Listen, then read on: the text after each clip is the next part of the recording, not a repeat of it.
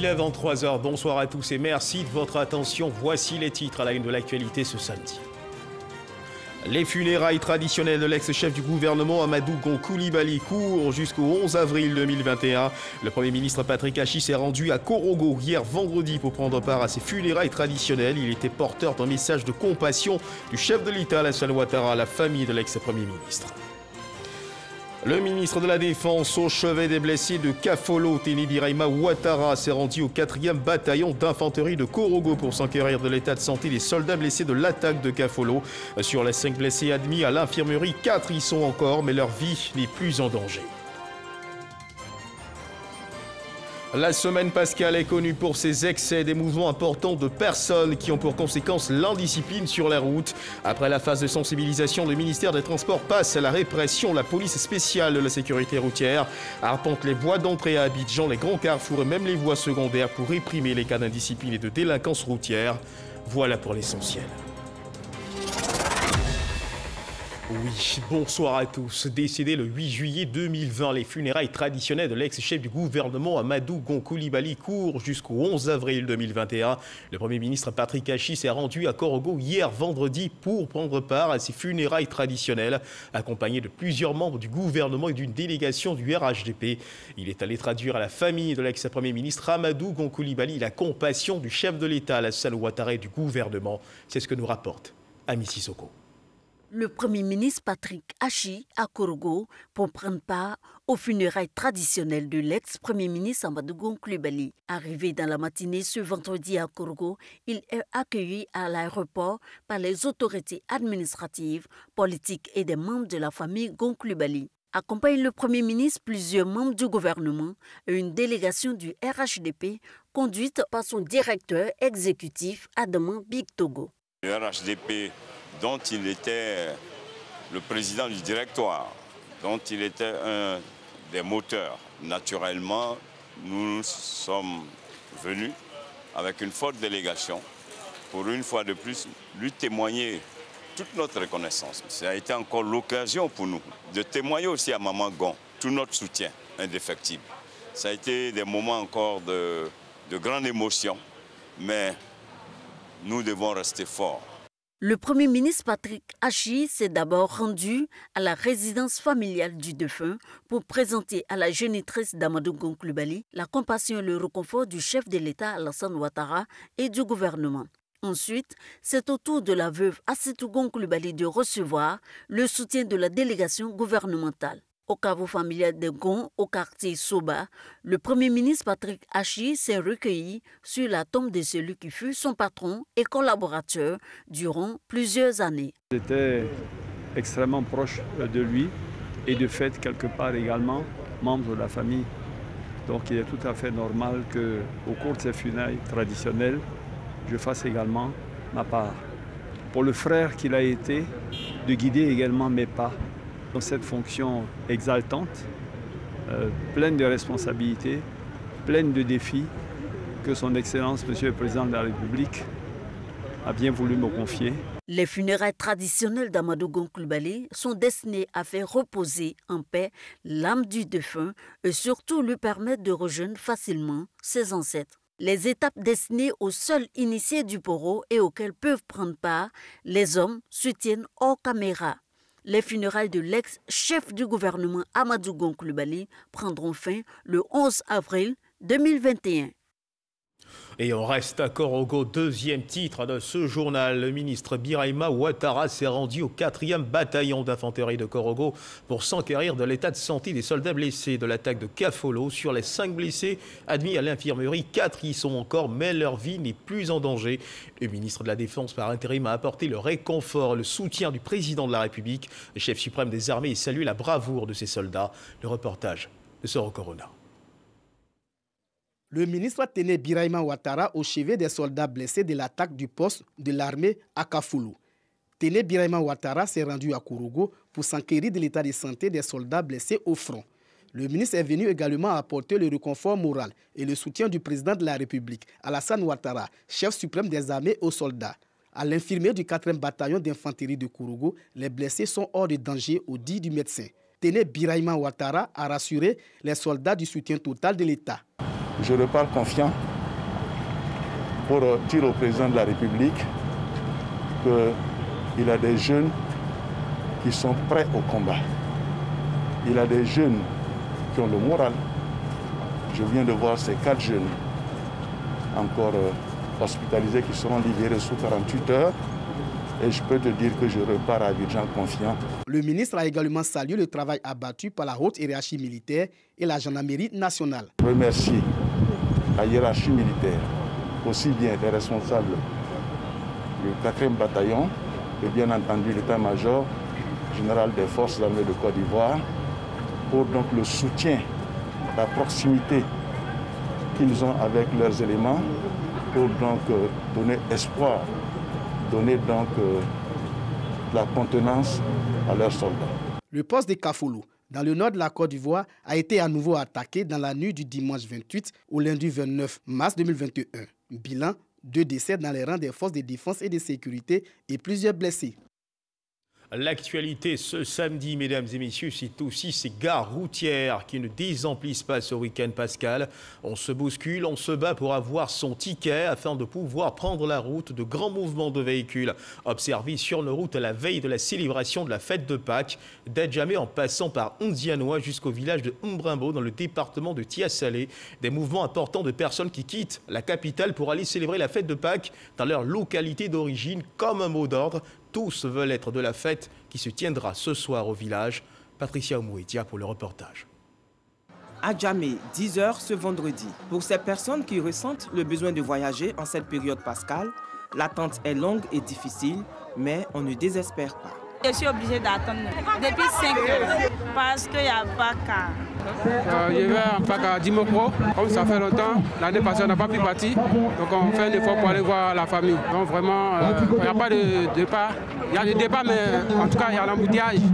En tout cas, il n'y a pas la route. Une situation plutôt juteuse pour les responsables de cette compagnie de transport. On fait 150 départs par jour pour l'agence d'Abidjan. Moi, à mon niveau, je peux transporter 1000 à 2000 passagers par jour. Constat fait, nous décidons d'aller nous rendre compte des préparatifs de la fête dans un village baoulé. Mais il faut d'abord affronter plus de 80 km de bouchons sur l'autoroute du Nord. Pour la journée de ce vendredi, la circulation est difficile dans le sens des départs. Le trafic est particulièrement dense. À la sortie des postes à péage d'Atingué et Saint-Grobo, la pause s'impose avec des voyageurs qui ne veulent pas se faire compter Paquinou. Donc cette année, nous avons décidé d'aller fêter pour 2020, y compris pour 2021. Nous partons pour diverses raisons. Des réunions de famille. On va à Loko Sakassou, dans la sous-préfecture de Bodokro. On va voir un peu la famille, s'amuser et puis revenir.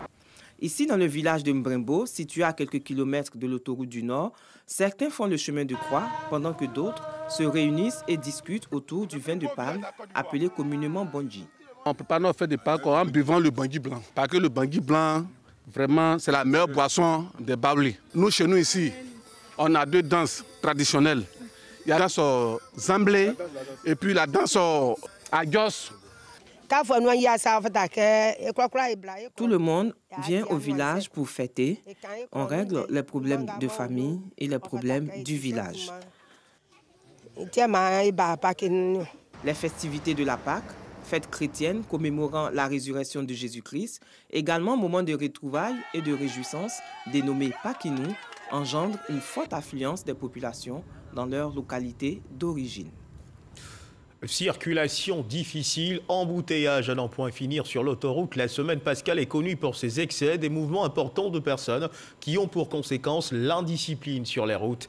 Après la phase de sensibilisation, le ministère des Transports passe à la répression. Ainsi, depuis quelques jours, l'Office de sécurité routière, Lozère, surtout la police spéciale de la sécurité routière, PSR, arpente les voies d'entrée à Abidjan, les grands carrefours et même les voies secondaires pour réprimer les cas de délinquance routière, notamment les surcharges volontaires et conduite en état d'ivresse. Répression qui s'est traduite entre autres par le retrait du permis de conduire et la mise en fourrière du véhicule.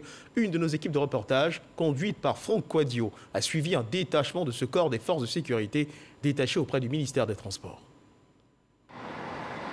Corridor GESCO, sortie nord d'Abidjan. La mission de répression de la police spéciale de la sécurité routière mandatée par le ministère des Transports en marche. Le permis s'il vous plaît. Il est 9h30. Ce véhicule de transport communal est intercepté. Le conducteur n'a pas la visite technique à jour depuis 2015.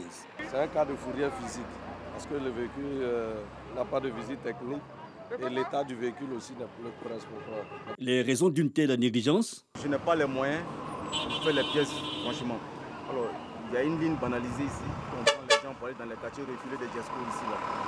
Donc, c'est ce que je fais un peu. Alors, je m'apprêtais même à faire les pièces cette année. Monsieur, pour transporter les personnes, c'est la vie que vous avez en main. La voiture n'a pas de visite technique. Quelques instants après, un mini-car. Youssouf en est le conducteur. Il est en surcharge. Il faut libérer un passager. Ce dernier et même le conducteur reconnaissent l'imprudence. C'est un danger qui a le surcharge. Mais moi, je n'ai pas fait attention à ça.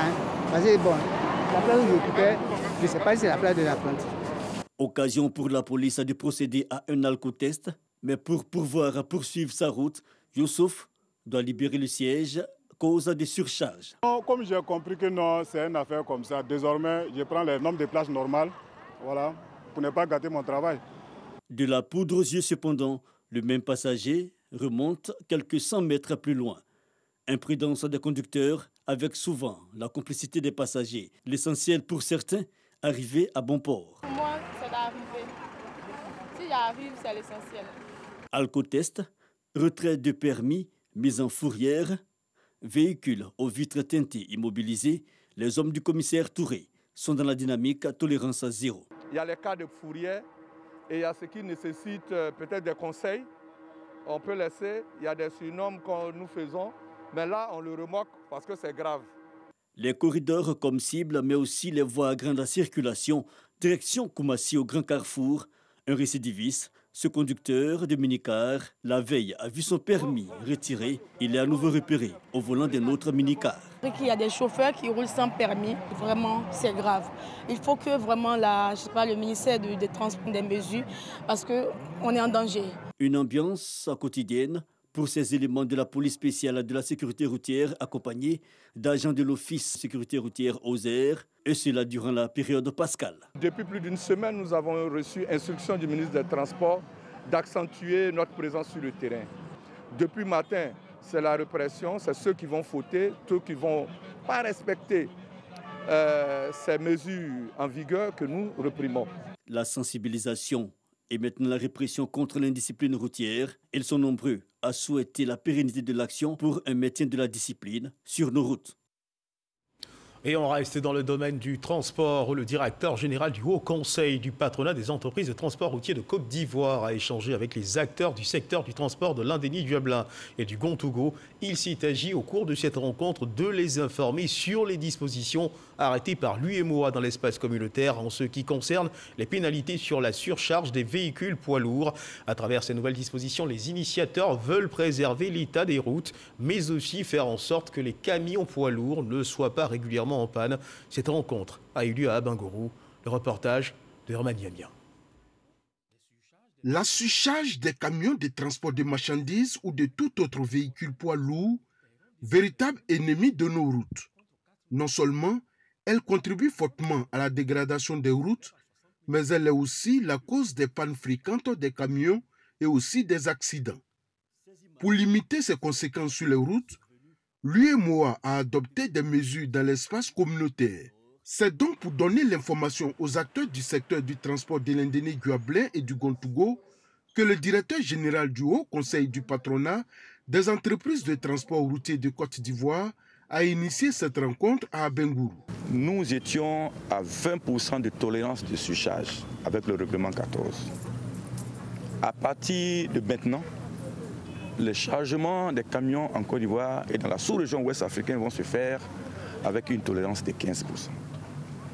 Donc nous allons ressentir de plus en plus que les chargements, les tonnages sont en train de baisser pour que, in fine, nous puissions avoir zéro surcharge sur les camions. Les échanges qui ont suivi ont permis aux participants de comprendre le bien fondé de cette initiative sous-régionale. Ils se sont tous engagés à se conformer aux différentes mesures. Celui qui nous charge, lui, bénéficie sur nous. Nous perdons. Donc c'est la bienvenue. Nous devons bannir cette affaire de surcharge afin que nous puissions économiser dans notre travail. Ibrahim Diaby a profité de l'occasion pour informer les acteurs du transport que désormais, pour exercer dans le domaine, il faut se constituer en une entreprise de transport. Le directeur général du Haut Conseil du patronat des entreprises de transport routier de Côte d'Ivoire sera à San Pedro et à Aboissou pour véhiculer le même message. Présent de sécurité maritime, former des agents capables de mieux appréhender les enjeux et nouveaux défis de la mer, c'est l'une des priorités que s'est assignée l'Institut de sécurité maritime interrégionale, logé au sein de l'ARSTM, l'Académie régionale des sciences et techniques de la mer, dans la commune de Yopougon. Cet institut qui forme pour 15 pays de la sous-région vient d'organiser la cérémonie de sortie de 11 étudiants. La remise de diplôme a été administrée par le ministère des Affaires maritimes en présence de l'ambassadeur de France en Côte d'Ivoire, le major de cette promotion et de nationalité togolaise. Walter Amadou Ouattara. Ces 11 étudiants, dont 5 Ivoiriens, un Béninois, un Gabonais, 2 issus de la République démocratique congolaise et 2 Togolais en fin de formation, ont désormais en poche un Master 2, droit et sécurité des activités maritimes et océaniques des hameaux. Ces nouveaux diplômés sont de la 4e promotion de l'année académique 2019-2020 de l'Institut de sécurité maritime interrégionale ISMI d'Abidjan. Cet institut est établi à l'Académie régionale des sciences et techniques de la mer, ARSTM. Nous sommes aptes à répondre aux défis du secteur maritime, aussi bien du Togo que du Golfe de Guinée. Tout le mérite revient donc au personnel encadrant, aussi bien de l'Université de Nantes que de l'ASTEM et de l'ISMI. Ils ont su nous transmettre les connaissances, nous permettent donc de répondre exactement aux objectifs de la formation. Pour une lutte efficace contre les actes criminels frontaliers commis dans le domaine maritime, la communauté internationale s'est mobilisée. Des instruments ont été adoptés au niveau régional pour la sûreté et la sécurité maritime dans le golfe de Guinée. L'ISMI, l'Institut de sécurité maritime interrégionale, est la 4e entité de l'Académie régionale des sciences et techniques de la mer. Et elle a été mise en place après le sommet des chefs d'État de Yaoundé sur la sûreté et la sécurité maritime dans le golfe de Guinée. Donc, compte tenu des menaces qu'il y a 2 sortes de formations. Il y a la formation de courte durée, qui sont des séminaires que nous organisons chaque mois ici, sur toutes les questions qui concernent l'action de l'État en la mer, la pêche illégale, la piraterie maritime. Et puis, il y a le master des hameaux, qui en fait est le master de l'Université de Nantes sur les questions de droit et de sécurité maritime de façon générale et océanique. Et nous avons ajouté aussi des touches personnelles sur toutes les questions relevant des réalités de notre région. Le représentant du ministère des Affaires maritimes et l'ambassadeur de France en Côte d'Ivoire ont exprimé leurs chaleureuses félicitations aux diplômés. Quelques années passées permettent de prendre un certain recul sur ce programme de formation et je crois que ce recul nous permet de dire qu'il s'agit d'un véritable succès. Pour s'en rendre compte, je crois qu'on peut mentionner l'ouverture au sein de ce master d'un nouveau parcours sécurité à la rentrée 2020 et le passage d'une promotion de 14 étudiants à la rentrée 2019 à une promotion de 24 à la promotion 2020. Je renouvelle mes félicitations aux diplômés de la 4e promotion. J'ai également une pensée pour vos camarades de promotion qui ne font pas partie des lauréats du jour. Indéniablement, le cru 2019-2020 n'a pas eu la tâche facile en raison de la pandémie. Ces parchemins, loin d'être des objets de décoration, vous ouvrent la voie à des opportunités qui demanderont également disponibilité et ardeur au travail. Il faudra en effet désormais, plus que jamais, redoubler d'efforts à la tâche pour relever tous les défis liés à la mer, défis auxquels vous serez continuellement confrontés. Le Master 2, droit et sécurité des activités maritimes et océaniques des hameaux est un diplôme national français délivré par la faculté de droit et des sciences politiques de l'Université de Nantes. Et pour assurer avec efficacité la sécurité maritime, il faut être en bonne santé il faut continuer d'être vigilant. La Covid-19 continue de sévir en Côte d'Ivoire.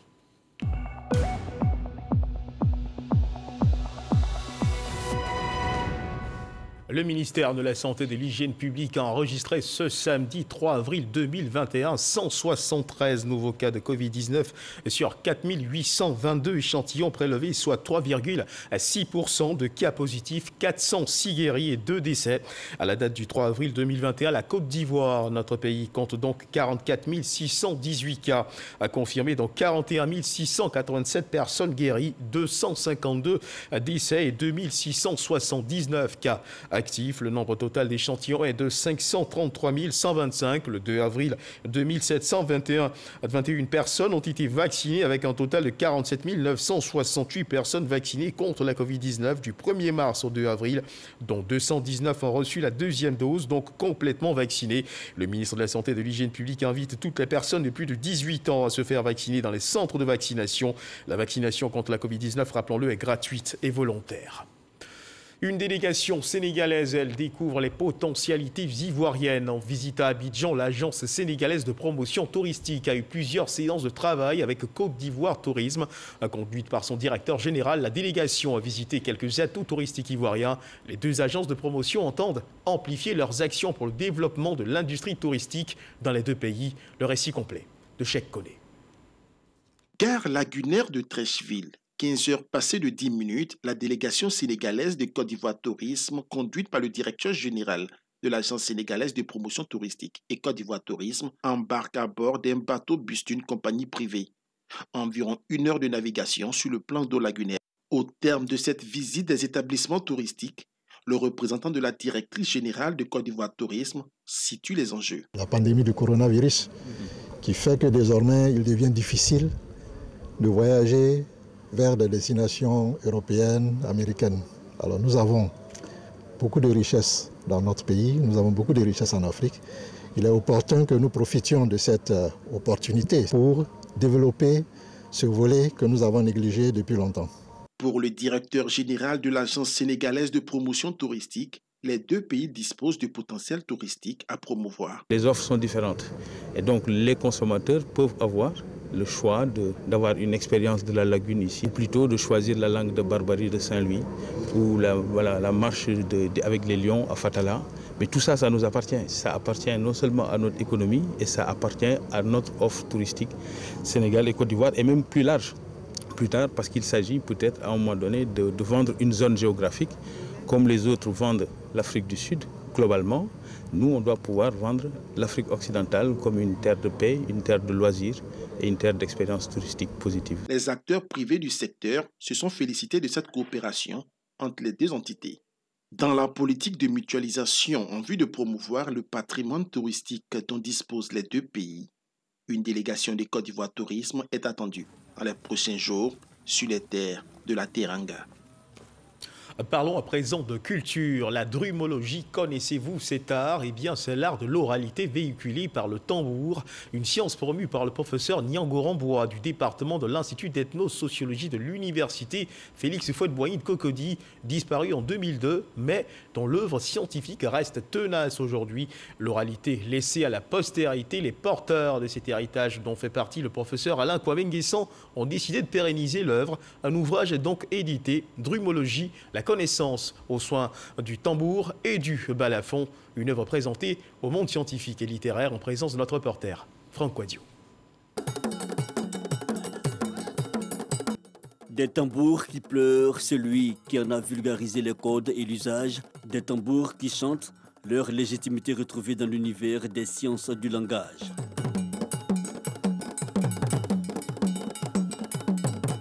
Les enfants du Klinkli, le grand tambour, reçoivent les invités pour célébrer l'œuvre immense du professeur Niango Rambois, père de la drumologie, l'étude des tests des tambours.